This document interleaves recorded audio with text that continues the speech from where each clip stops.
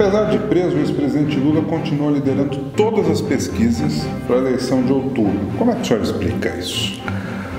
É triste, é lamentável. Muita gente duvida da sua candidatura. Ela é para valer? O ex-presidente do STF, relator do Mensalão Joaquim Barbosa, pode ser a grande surpresa dessa eleição?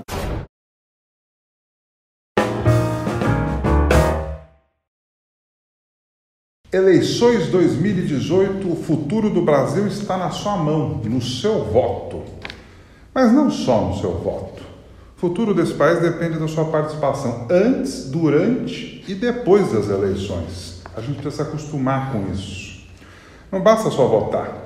Tem que participar, tem que cobrar, tem que se envolver no dia a dia da política. Hoje estamos abrindo aqui no Ping Pong com Bonfá uma série de entrevistas com os pré-candidatos à presidência da República. A minha intenção é conversar com os principais nomes desta campanha presidencial. São muitos. Eu espero que eu consiga. Não depende só de mim. Vou convidando aos poucos, né? Vamos aguardar que eles respondam. Meu convidado de hoje é empresário, ex-presidente das lojas Riachuelo, fundador do movimento Brasil 200 e atual pré-candidato à presidência da República pelo Partido Republicano Brasileiro, PRB. Flávio Rocha, seja bem-vindo ao Ping Pong com Bonfá. Muito obrigado, Bonfá. Fiquei muito honrado com o seu convite. É um prazer recebê-lo aqui. Muita gente duvida da sua candidatura. Ela é para valer? Eu não largaria a minha carreira empresarial indubitavelmente no seu apogeu, no melhor momento, onde a empresa comemorou, que tem 70 anos de existência, estava comemorando em todos os critérios o melhor ano da sua história. É uma empresa que teve 500% de valorização na Bolsa em um ano e meio, que quebrou todos os recordes do faturamento até a última linha, para uma aventura para ser coadjuvante. Eu entrei na política pela total ausência de terem quem votar. É impressionante, um país com 35 partidos, com tantos projetos, não apresenta o candidato que o povo está clamando, que seja exatamente o oposto do que nós tivemos daqui para trás. Então você se considera um novo?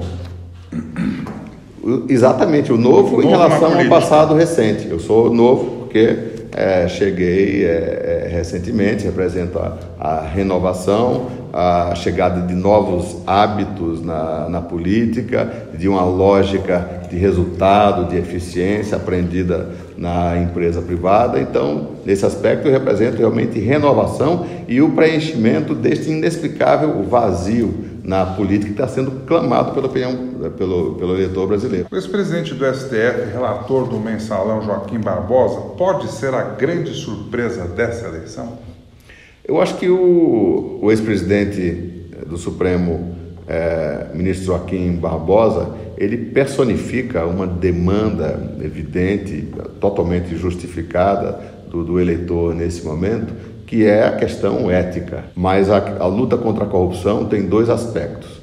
O aspecto ético, que o Lava Jato está desempenhando maravilhosamente, né, de punir os culpados, acabar com o ciclo de impunidade, é absolutamente importante, mas ele não se esgota aí, porque eu acho que cabe ao Executivo fazer com que o Estado seja menos convidativo, menos apetitoso para a corrupção.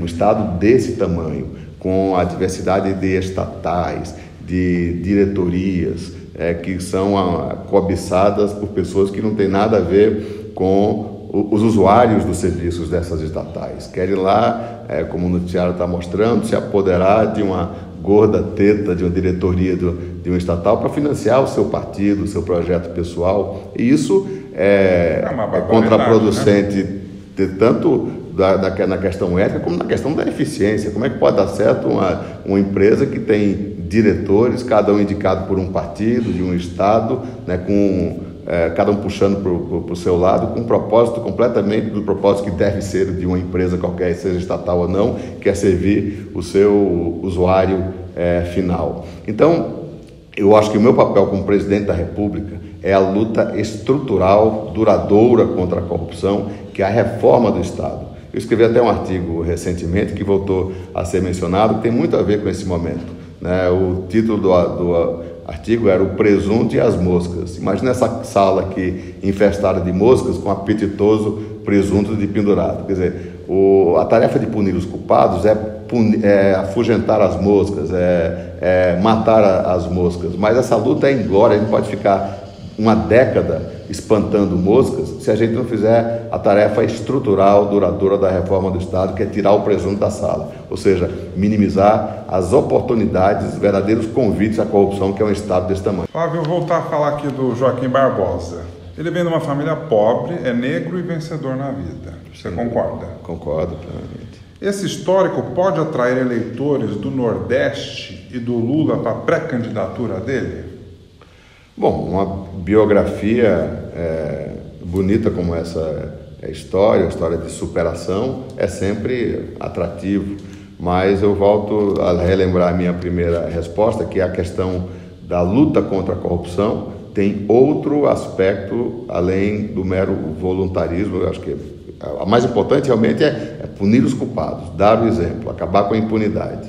Mas eu não vejo no discurso de esquerda, no discurso estatizante, a solução para a resolução estrutural da corrupção, que é o Estado inchado. Pelo contrário, o discurso de esquerda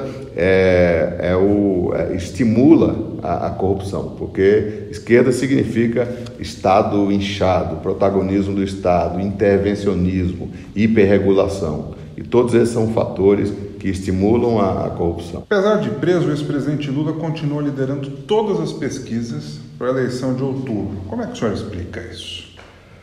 É triste, é lamentável, remete à visão de uma parcela do eleitorado sofrido e que tem a sua autoestima atingida, a dependência econômica, até emocional, né, remete a um período que não temos saudade da história do rouba, mas faz. Né? O que revela isso? É um eleitor sem autoestima, um eleitor que sabe que foi roubado, que foi traído, mas mesmo assim, por dependência econômica ou assistencialista. Falando do Bolsa Família, Bolsa Escola, isso tudo? Que são planos necessários, né, para ter uma rede de proteção. Mas nós precisamos criar as saídas para os planos assistenciais. Já dizia Ronald Reagan, você mede um sistema, um plano de assistência social, não pelo número de pessoas que ele atende, pelo número de pessoas que entram, mas pelas pessoas que saem. O Bolsa Família precisa ter um plano de saída. Eu tenho experiência pessoal que eu acho que é a minha razão de existir, e eu acho que tem muito a ver com a minha decisão de entrar na política, que é um projeto do qual eu muito me orgulho, que é o Pró-Sertão, que atua exatamente nas áreas onde tem a maior dependência do Bolsa Família. Tem estados aí que tem 50% da população dependente do Bolsa Família. Eu acredito que a raça humana, o ser humano, a humanidade tem, até nas condições mais adversas, 90% das pessoas têm condição de gerar, nas condições adequadas, né, no ambiente de não hostilidade, atividade econômica, 90% pode, de fato, gerar abundantemente recursos para a sua subsistência. Mas o Pró-Sertão é um plano, né, que abre fábricas, muitas vezes, a primeiro empreendimento, né, de livre mercado, em cidades de 5 a 15 mil habitantes, muitas delas, nunca tinha tido uma carteira de trabalho assinada. Eu vi a emoção de pessoas de 40 anos de idade, 45 anos de idade, assinarem pela primeira vez a sua carteira de trabalho. São cidades, e nesse momento de seca no Nordeste, até bem pouco tempo atrás, né, desapareceu completamente a atividade produtiva.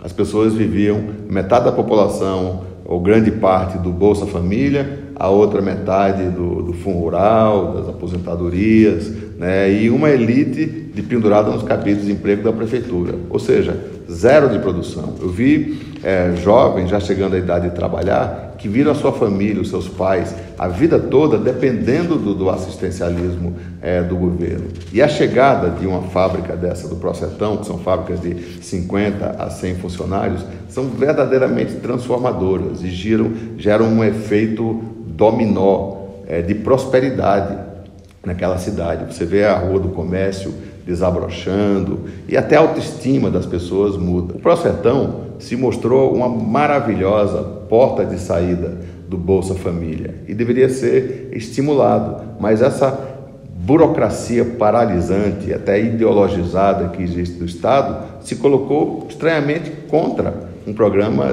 de inclusão, um programa transformador como esse. E depois eu passei a descobrir que em todas as áreas, todos os que produzem, estão sob fogo cerrado desta burocracia. O agronegócio, a indústria, é impressionante a máquina de destruir empregos que existe dentro da burocracia estatal. Isso merece uma verdadeira cruzada que eu tento conscientizar e empreender com o nosso projeto político, uma cruzada pela geração de emprego. Você só consegue gerar empregos quando você protege a competitividade. Eu quero ser o guardião da competitividade brasileira e assim eu vou ser o guardião do emprego. Flávio, na última pesquisa da Datafolha, o seu nome aparece com menos de 1% nas intenções de voto. Não, com 1% que eles arredondam, né? Eu acredito que é mais de 1%, porque nós temos 3% entre os jovens e temos 2% entre as mulheres. Então deve estar quase chegando no 2%. O que é muito bom para quem é desconhecido por 95% da população. Isso que eu ia fazer, como é que você vai fazer para reverter essa situação, para ser mais conhecido, para ser mais popular, para as pessoas conhecerem a sua pré-candidatura? Bom, esse 1% obtido no universo de 4 ou 5% dos que sabem da minha existência é uma vitória, porque significa praticamente 20 ou 30% dos que sabem da minha existência já estão nos homenageando com a sua intenção de voto. O que nós vamos fazer é daqui para frente, com a campanha, nós vamos ser conhecidos por 100% da população e pretendemos apenas ter o mesmo índice de conversão que nesse primeiro mês, né, a minha filiação é muito recente, né, eu sou o último a chegar, o mais desconhecido de longe dos candidatos, então esse é um número bastante animador. Quais são as experiências do mundo empresarial que você gostaria de trazer para a gestão do governo federal, se você ganhar a eleição? Eu acho que o mais importante, e é impressionante que o Estado brasileiro não tenha aprendido a importância desse tópico, é o foco no destinatário final do nosso esforço, é o cliente. A gente tem, na Riachuelo, a gente dava o nome carinhoso de Dona Maria, a pessoa mais importante, a patroa de todos nós, a que pode demitir ou promover qualquer um dos 40 mil colaboradores da nossa empresa. Eu até usava simbolicamente, às vezes quando eu notava que a reunião estava muito dirigida assim para agradar o chefe, no caso o presidente, ou na cabeceira da mesa, eu saía da cabeceira e colocava uma cadeira vazia, simbolicamente a cadeira mais importante, a cadeira onde estava a Dona Maria, e mudava a dinâmica da reunião. As pessoas realmente se conscientizavam que nós estávamos ali, suando a camisa, trabalhando para agradar aquela que pode transformar a nossa empresa numa empresa bem-sucedida ou não. Por que governo não é assim? Por que governo fica todo mundo olhando para os seus próprios privilégios, para dentro do Estado? E o Estado se agigantou e parece que quanto mais ele cresce, mais se distancia desse propósito elementar. As pessoas esquecem que Estado existe para servir as Donas Marias do governo. É o aluno da rede pública, é o paciente do hospital público que está morrendo à míngua nos hospitais, é o cidadão que precisa, exatamente, o cidadão que precisa da segurança pública, e o Estado tem recursos para pagar contra-cheques milionários a funcionários privilegiaados, e falta o essencial para manter a Dona Maria do Estado feliz. Eu acho que esse ensinamento que eu aprendi e que norteou toda a minha vida empresarial, eu pretendo levar para a vida pública. Na primeira reunião ministerial vai estar lá uma cadeira vazia, simbolizando a Dona Maria, ou o seu João, ou o Joãozinho, que é o aluno da rede pública, e é para eles que os esforços do Estado devem convergir. Você está gostando da entrevista com o pré-candidato Flávio Rocha? Não acabou! Vem aí a segunda parte.